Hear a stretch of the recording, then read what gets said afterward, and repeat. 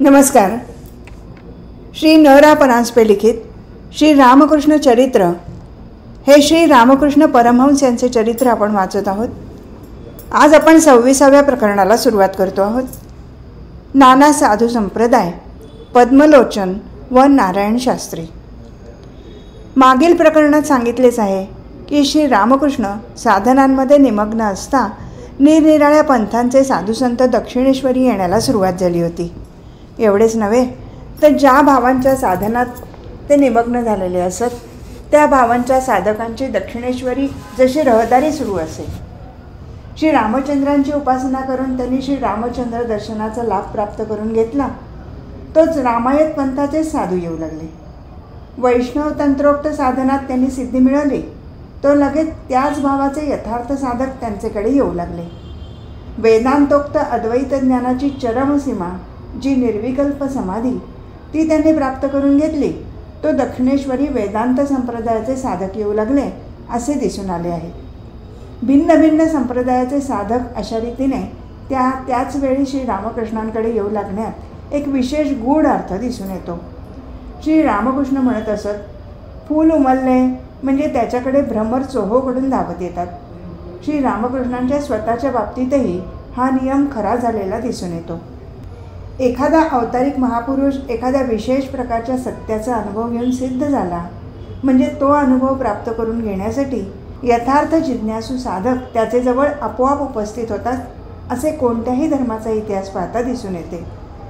वर्तमान युगावतार अनंत भावमय श्री रामकृष्ण एकेका प्रकारच्या पंथांचा व एकेका प्रकारच्या साधनेचा स्वतः अनुभव घेऊन तिच्या मार्गामध्ये जसजसे सिद्ध होत गेले तसतसे त्या मार्गाचे साधक त्यांच्या अनुभवाचा फायदा घेण्यासाठी एका अज्ञेय शक्तीने त्यांच्याकडे ओढले गेले.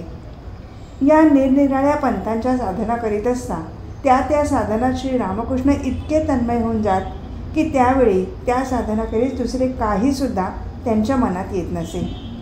बाह्यदृष्टीने लोकांना या त्यांच्या धरसोडीचा अर्थच न समजल्यामुळे व इतकी आध्यात्मिक उच्चावस्था समजण्याचेही ज्ञान नसल्यामुळे ते त्यांना वेडा म्हणत. पण पुढे या विलक्षण वेड्याचा अतिमानुष शक्तिविकास जसजसा त्यांच्या दृष्टीस पडू लागला तसतसे त्यांचे मत बदलत गेले तरीसुद्धा कोणाकोणाला ते वेडे वाटतच असत.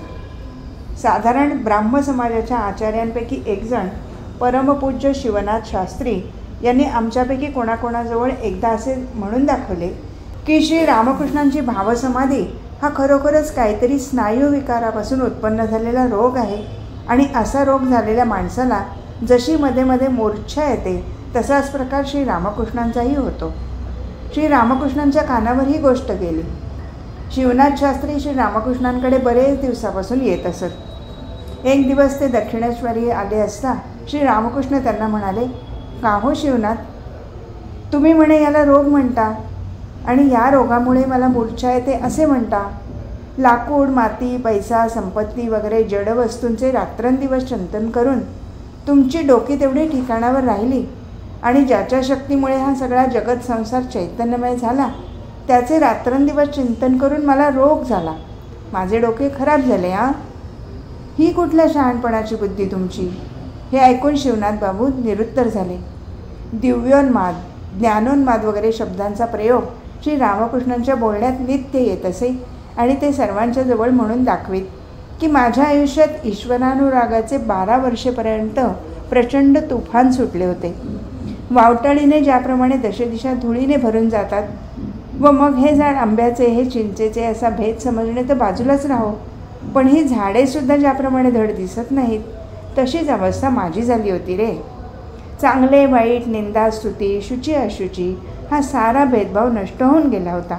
मनाला रात्रंदिवस एक ध्यास, ईश्वराचा लाभ कसा होईल आणि रात्रंदिवस त्यासाठी धडपड आणि लोक म्हणत याला वेड लागले आहे.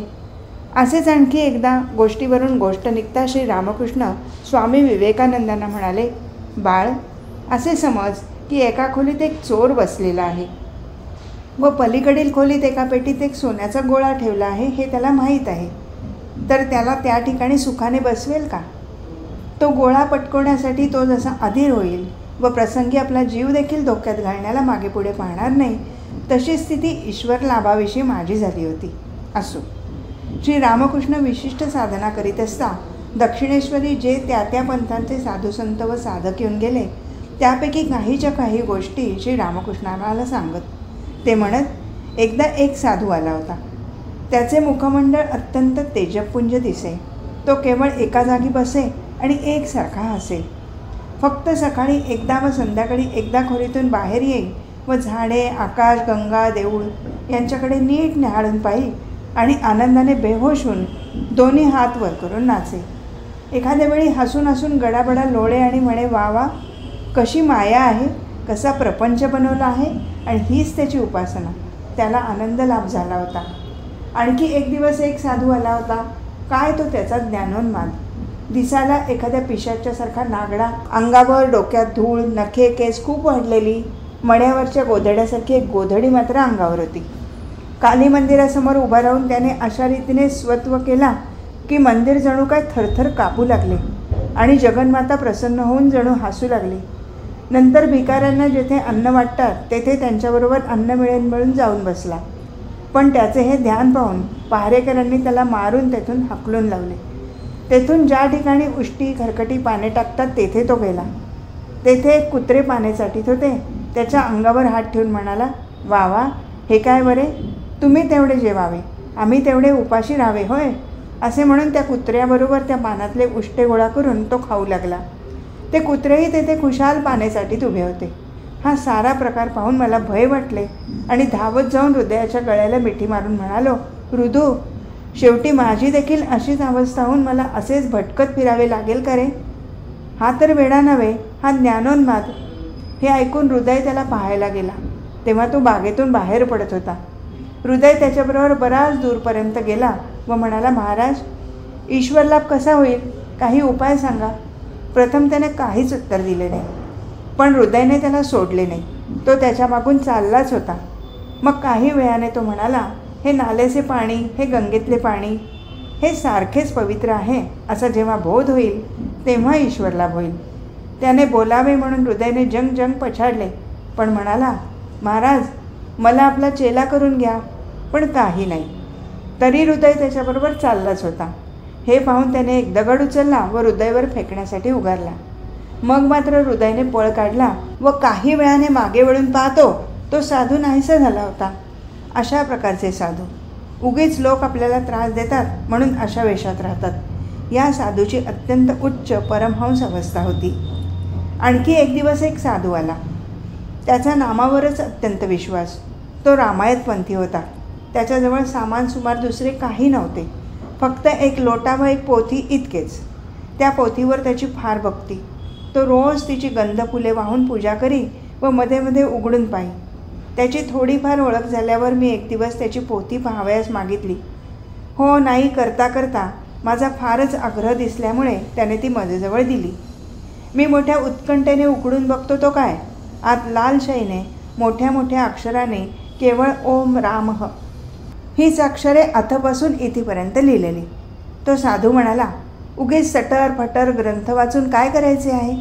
एका भगवंतापासूनच तर वेद पुराणे उत्पन्न झाली आणि तो व त्याचे नाम ही तर एकच आहेत. म्हणून 4 वेद, 6 शास्त्रे, 18 पुराणे यात जे काही आहे ते सारे त्याच्या नामात आहेच. म्हणून मी त्याच्या नामालाच धरून बसलो आहे. त्या साधूच्या नामावर एवढा प्रचंड विश्वास. श्री रामकृष्णांकडे येणाऱ्या या साधक मंडळींपैकी कित्येक त्यांच्याकडून दीक्षा व संन्यास घेऊन परत गेले. अशाचपैकी पंडित नारायण शास्त्री हे एक होते. श्री रामकृष्ण सांगत असत की पूर्वकालीन ब्रह्मचार्याप्रमाणे नारायण शास्त्र्यांनी गुरुगृही वास करून निरनिराळ्या शास्त्रांच्या अध्ययनात 25 वर्षे घालवली होती.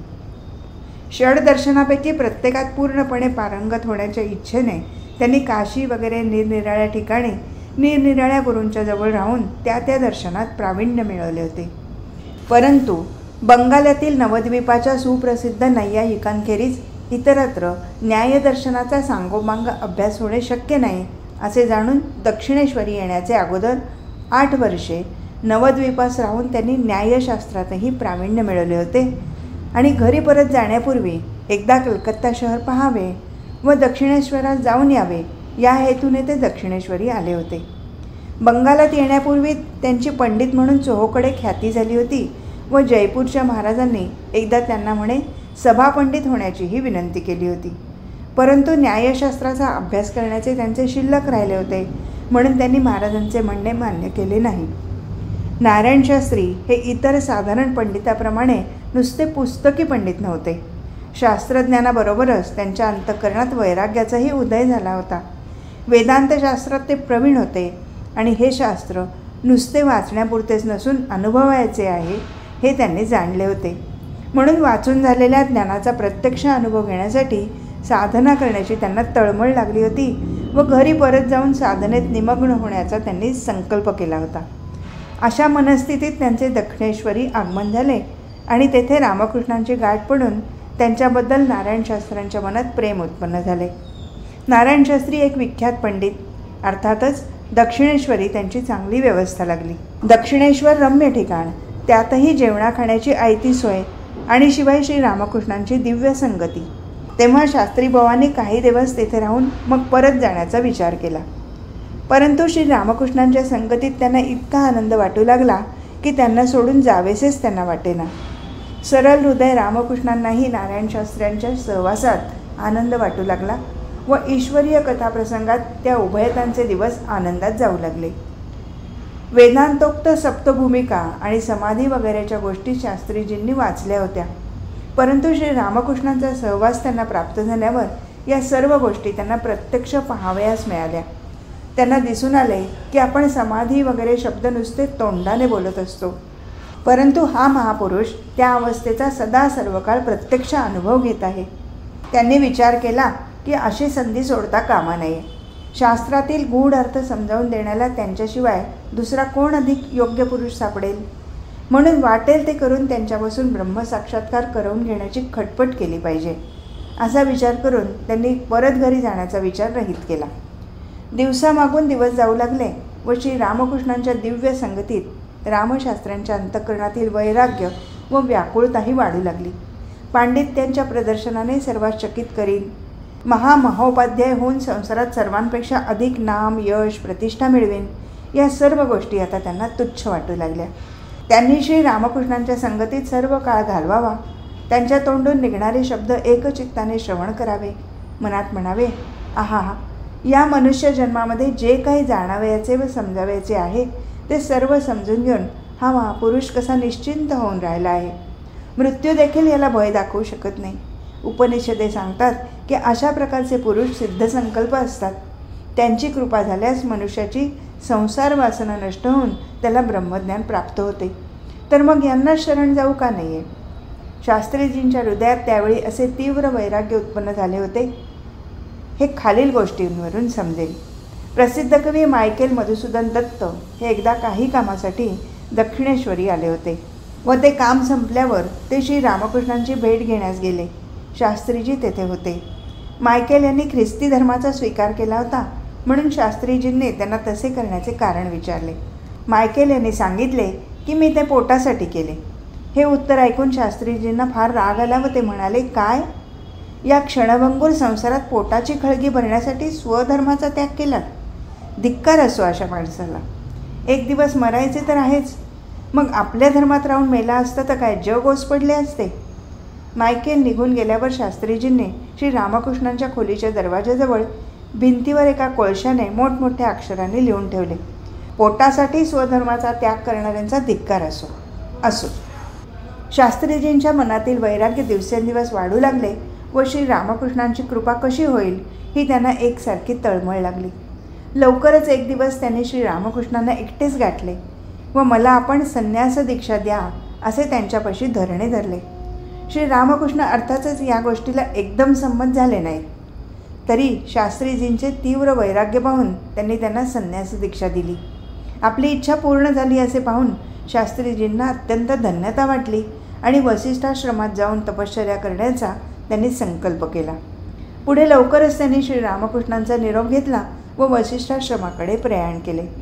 तेथे अत्यंत उग्र तपश्चर्या करीत असता त्यांचे शरीर क्षीण होऊन जाऊन त्यांचा देहांत झाला. एखाद्या ठिकाणी कोणी यथार्थ साधू, साधक अथवा भगवत भक्त अथवा कोणी शास्त्रज्ञ पंडित असल्याचे समजताच त्याच्या भेटीला जाण्याची श्री रामकृष्णांना इच्छा होई. व ते कसेही करून त्याच्याकडे जाऊन त्याच्यापाशी 4 ईश्वरीय गोष्टी बोलल्या वाचून स्वस्थ बसत नसत. मग तेथे आपल्या योग्य सन्मान होईल की नाही, आपल्याला लोक काय म्हणतील वगैरे गोष्टींचा ते बिलकुल विचारच करत नसत. पंडित पद्मलोचन, स्वामी दयानंद सरस्वती वगैरे ते असेच आपण होऊन गेले होते. पंडित पद्मलोचन न्यायशास्त्रात अत्यंत निपुण होते. न्यायशास्त्राचे अध्ययन पूर्ण झाल्यावर काशीस राहून त्यांनी वेदांतशास्त्राचे उत्कृष्ट अध्ययन करून त्यातही प्रावीण्य मिळवले होते आणि त्यांच्या विद्वत्तेची ख्याती ऐकून बरद्वांच्या महाराजांनी त्यांना आपले मुख्य सभापंडित केले होते. पंडित पद्मलोचन हे अत्यंत उदार अंतःकरणाचे होते. माझेच मत चांगले व दुसऱ्याचे वाईट असा एकदेशीपणा त्यांना बिलकुल आवडत नसे. श्री रामकृष्ण म्हणत, एकदा भारद्वांच्या राजसभेत पंडितांमध्ये शिवश्रेष्ठ की विष्णुश्रेष्ठ हा वाद माजला. शास्त्राचे आधार दाखवून आणि शब्दांचा कीस काढून जो तो आपापल्या पक्षाचे समर्थन करत होता. परंतु अशा रीतीने बराच वेळ मोठा कडाक्याचा वाद चालूनही त्याचा काहीच निकाल लागला नाही. सभेत पद्मलोचन नव्हते. येताच क्षणी प्रश्न ऐकून ते म्हणाले, मी कधी शिवालाही पाहिले नाही आणि विष्णूलाही पाहिले नाही, तेव्हा हा श्रेष्ठ हे मी कसे सांगू. तरी पण शास्त्रावरूनच ठरवायचे असेल तर असे म्हणावे लागेल की शैवशास्त्रात शिवाला श्रेष्ठ म्हटले आहे व वैष्णवशास्त्रात विष्णूला श्रेष्ठ म्हटले आहे. ज्याचे जे इष्ट तेच त्याला इतर देवतांपेक्षा श्रेष्ठ असे म्हणून पंडितजींनी शिव आणि विष्णू यांचे श्रेष्ठत्वदर्शक काही श्लोक म्हणून दाखवले व शिव आणि विष्णू हे दोघे सारखे श्रेष्ठ आहेत असे आपले मत सभेत सांगितले. पंडितजींच्या या सरळ व स्पष्ट भाषणाने वाद मिटला व सर्वजण त्यांच्या प्रतिभेची प्रशंसा करू लागले. पद्मलोचन नुसतेच पंडित नव्हते तर अत्यंत सदाचारी, निष्ठावान व उदार अंतःकरणाचे तपस्वी व वैराग्यवान असे भगवत भक्त होते. श्री रामकृष्णांनी त्यांच्या गुणांची कीर्ती ऐकून त्यांची भेट घेण्याचा बेत केला. मथुरबाबूंनी श्री रामकृष्णांची इच्छा पाहून त्यांना बरद्वानास पाठवण्याची तयारी केली. पण इतक्यात त्यांना असे समजले की पंडितजींची प्रकृती जरा नादुरुस्त असल्यामुळे हवापालट करण्यासाठी व औषधोपचारासाठी त्यांना कलकत्त्यास आर्यादहाच्या घाटाजवळ एका बागेत आणले असून त्यांची प्रकृतीही तेथे सुधारत आहे. ही बातमी खरी की खोटी हे पाहण्यासाठी त्यांनी हृदयला पाठवले. हृदयने येऊन सांगितले बातमी खरी आहे व श्री रामकृष्णांची हकीकत त्यांच्या कानावर गेली असून त्यांना भेटण्याची पंडितजींना फार इच्छा झाली आहे. हे ऐकून श्री रामकृष्णांनीच त्यांच्याकडे जाण्याचे ठरवून दिवसही नक्की केला. त्या दिवशी हृदयला बरोबर घेऊन श्री रामकृष्ण पंडितजींच्या भेटीस गेले व परस्परांच्या भेटीने परस्परांना फार समाधान वाटले.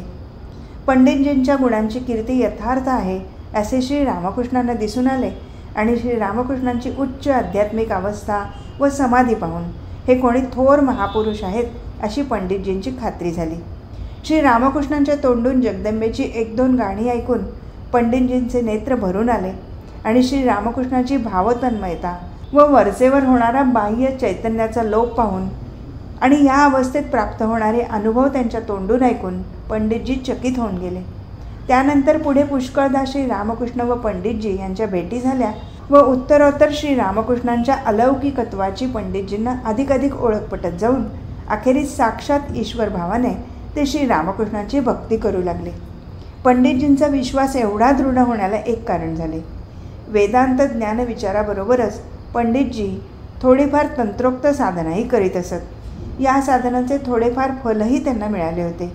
त्यांच्या साधनांनी प्रसन्न होऊन त्यांच्या इष्टदेवतेने त्यांना एक वर दिला होता व त्याच्या योगाने मोठमोठ्या पंडितांच्या सभेत ते सदैव विजयीच होत. तो प्रकार असा, त्यांच्याजवळ नेहमी एक पाण्याने भरलेला तांब्या व हातरुमाल असे. कोणत्याही प्रश्नाच्या मीमांसेला प्रवृत्त होण्यापूर्वी तो तांब्या हातात घेऊन ते काही वेळ येरझारा करीत व मग त्यातील पाण्याने तोंड धुवून चुळा भरून टाकीत आणि हातपाय धुवून पुसून मग आपल्या कामाला लागत. अशा रीतीने तयार होऊन ते वादास प्रवृत्त झाले म्हणजे त्यांचा पराजय करण्याचे सामर्थ्य कोणालाही नसे. ही गोष्ट पंडितजींनी कधीही कोणाजवळ बोलून दाखवली नाही व त्यांच्या अशा हातपाय व तोंड धुण्यात काही विशेष रहस्य असेल ही कल्पनाही कधी कोणाच्या मनात शिवली नाही. श्री रामकृष्ण सांगत असत, आईच्या कृपेने ही गोष्ट मला समजली व एक दिवस मी त्यांचा तांब्या व हातरुमाल त्यांना न कळत दडवून ठेवला. त्या दिवशी असाच काही प्रश्न निघाला होता व त्याचा खल करण्यास पंडित जमले होते. तेथे जाण्यापूर्वी पंडितजी नेहमीच्या रीतीप्रमाणे तोंड धुण्यासाठी आपला तांब्या पाहू लागले परंतु तो कोठे सापडेना, म्हणून ते तसेच सभेस गेले. परंतु तेथे त्या वादात त्यांची मतीच चालेना, म्हणून परत फिरून ते आपला तांब्या व हातरुमाल शोधू लागले. मग त्यांना जेव्हा समजले की मीच तो तांब्या जाणून बुजून मुद्दामच दडवून ठेवला, तेव्हा त्यांच्या आश्चर्याला सीमा उरली नाही. प्रत्यक्ष इष्टदेवता ज्ञानाने ते माझी स्तुती करू लागले. त्या दिवसापासून पंडितजी श्री रामकृष्णांना साक्षात ईश्वर अवतार समजून त्याप्रमाणे त्यांची भक्ती करू लागले. श्री रामकृष्ण म्हणत, पंडित पद्मलोचन एवढा मोठा जाडा पंडित, पण त्याची मजवर देवासारखी भक्ती असे. तो म्हणे, मी साऱ्या पंडितांना बोलावून सभा भरून सगळ्यांना सांगतो की तुम्ही ईश्वर अवतार आहात. कोणाची छाती असेल तर त्याने माझे म्हणणे खोडून काढण्यास पुढे यावे. मथुरबाबूंनी एकदा काही कारणाने दक्षिणेश्वरी पंडितांची सभा भरवली होती. पद्मलोचन म्हणजे अत्यंत आचारवान आणि निर्लोभी.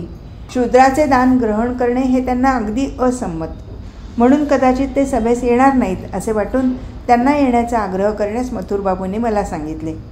मी त्यांना विचारताच ते म्हणाले, तुम्ही बरोबर असाल तर एखाद्या भंग्याच्या घरी जेवायला देखील जायची माझी तयारी आहे. मग कोळ्याच्या घरच्या एखाद्या यक्कश्चित सभेची काय गोष्ट. पुढे ही सभा झाली, परंतु पद्मलोचन त्या सभेला जाऊ शकले नाहीत. सभा बोलवण्यापूर्वीपासूनच त्यांची प्रकृती जास्त बिघडली होती व म्हणून पुन्हा हवापलट करण्यासाठी त्यांनी अत्यंत सद्गदित अंतःकरणाने श्री रामकृष्णांचा निरोप घेतला. तेथून ते काशीस गेले आणि तेथे थोड्याच दिवसात त्यांचा अंत झाला. यानंतर पुढे पुष्कळ दिवसांनी कलकत्त्यातील भक्तमंडळी जेव्हा श्री रामकृष्णांच्या चरणकमलांच्या आश्रयास येऊ लागली, तेव्हा त्यापैकी कोणी कोणी भक्तीच्या उत्कटतेने त्यांना उघड उघड ईश्वर अवतार म्हणू लागले. ही गोष्ट श्री रामकृष्णांच्या कानावर जाताच त्यांनी त्यांना असे न करण्यास सांगितले. परंतु भक्तीच्या भराने ही भक्तमंडळी आपले ऐकत नाहीत असे पाहून एक दिवस ते रागावून आमच्याजवळ म्हणाले, कोणी डॉक्टर की करतो, कोणी थिएटरची मॅनेजर की करतो. ही असली मंडळी येथे येऊन मला अवतार म्हणतात.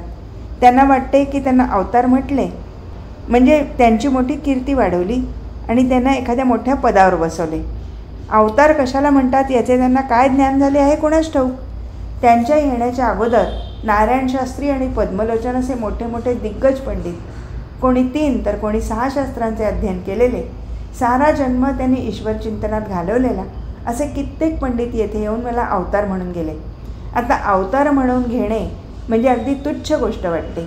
तेव्हा आता ही मंडळी अवतार म्हणून पुकारा करून माझी काय कीर्ती वाढवणार आहेत कुणास ठाऊक. पंडित पद्मलोचनखेरीज आणखीही काही पंडितांच्या श्री रामकृष्णांनी गाठी घेतल्या. त्यांच्या अंगी श्री रामकृष्णांना जे गुण दिसून आले त्यांचा उल्लेख कधीकधी ते आपल्या संभाषणात करीत. आर्यमत प्रवर्तक स्वामी दयानंद सरस्वती एकदा काही कामासाठी कलकत्त्यास आले होते. त्यावेळी पंडित म्हणून त्यांची ख्याती चोहोकडे पसरली होती. तरी त्यावेळी त्यांनी आर्य समाजाची स्थापना केलेली नव्हती. त्यांची भेट घेण्यास श्री रामकृष्ण ते उतरले होते तेथे गेले. त्यांच्याविषयी श्री रामकृष्ण म्हणत, दयानंदांची भेट घेण्यास गेलो असे दिसले की त्यांच्यामध्ये थोडीफार शक्ती उत्पन्न झाली आहे. त्यांचे वक्षस्थळ सर्वदा आरक्त असलेले दिसे. वैखरी अवस्था. रात्रंदिवस 24 तास एकसारख्या शास्त्राच्या गोष्टी बोलत. व्याकरणाच्या जोरावर अनेक शास्त्रवाक्यांच्या अर्थाची त्यांनी उलटापलट करून टाकली. मी अमुक करीन, मी आपले मत प्रस्थापित करीन असा अहंकार त्यांच्यामध्ये दिसला. जयनारायण पंडित संबंधी ते म्हणत, एवढे मोठे पंडित पण अहंकाराचा लवलेशही त्यांच्यामध्ये नव्हता. स्वतःच्या मृत्यूची वेळ त्यांना समजली होती. ते एकदा म्हणाले, काशीत जाईन व तेथेच माझा अंत होईल. आणि अखेरीस तसेच झाले. आर्यादह निवासी कृष्णकिशोर भट्टाचार्य यांच्या श्री रामचंद्रावरील अपार भक्तीचा उल्लेख ते अनेक प्रसंगी करीत. कृष्णकिशोर यांच्या घरी श्री रामकृष्णांचे नेहमी जाणे येणे असे आणि कृष्णकिशोर व त्यांची परमभक्तिमती पत्नी या दोघांचीही श्री रामकृष्णांच्या ठिकाणी अत्यंत निष्ठा असे. रामनामावर कृष्णकिशोरीची ज्याप्रमाणे अपार निष्ठा असे त्याचप्रमाणे पूर्वी ऋषींनीच सांगितलेले म्हणून मरा मरा या शब्दांवरही त्यांची तेवढीच निष्ठा असे. कारण पुराणात तरी वर्णन आहे की नारदांनी वाल्या कोळ्याला हाच मंत्र जप करण्यास सांगितले होते व याच मंत्राच्या प्रभावाने वाल्या कोळ्याचे वाल्मिकी ऋषी झाले. कृष्णकिशोर यांना संसारात अनेक आघात सोसावे लागले. त्यांचा एक करता सवरता मुलगा वारला. श्री रामकृष्ण म्हणत, पुत्रशोकाचा असा जबरदस्त प्रभाव आहे की एवढा मोठा विश्वासी भक्त कृष्णकिशोर ना, पण त्यालासुद्धा काही दिवस पुत्रशोकाने वेड्यासारखे केले होते. याशिवाय श्री रामकृष्ण महर्षी देवेंद्रनाथ, पंडित ईश्वरचंद्र विद्यासागर वगैरेंना भेटण्यास गेले होते. महर्षींच्या उदार अंतःकरणाची आणि भक्तीची व ईश्वरचंद्राच्या निष्काम कर्मयोगाची आणि अपार दयेची ते आमच्याजवळ अनेकदा प्रशंसा करीत. आज इथेच थांबू. हरिओम तत्सत.